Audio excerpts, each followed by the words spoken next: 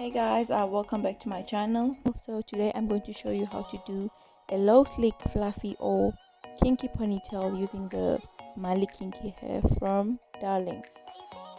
Okay, so what you want to do first is moisturize your hair, right, with hair food or moisturizer, anything that will keep your hair moist. And then take your red tail comb and open a line there. Then comb your hair so that it becomes easy to work with, right? Use your eco gel style to make your hair even more slick, right? And brush your hair down because we're doing a low slick ponytail, right? We're not doing a high one. So brush it down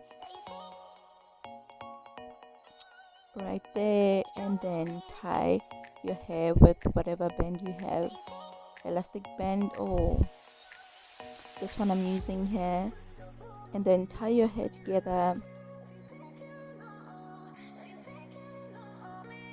Also here, make sure that you braid your hair into like 3, so that when you put your ponytail it won't like disturb you, or there'll be like many colors, so it'll only be like the ponytail. So make sure you bend it under the ribbon, like that. Then use your eco gel to do them edges, the baby hairs, so that you look like slick and pretty, because we don't want them crusty edges, right? Then you do your baby hair like that.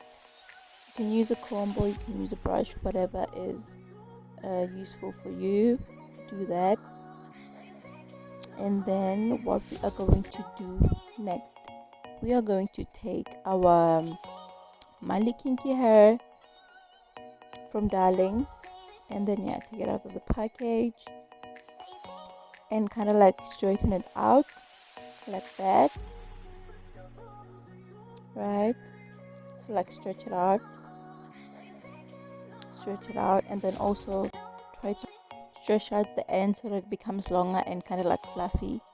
Take your ribbon, put it, I don't know how to explain this, but like do that.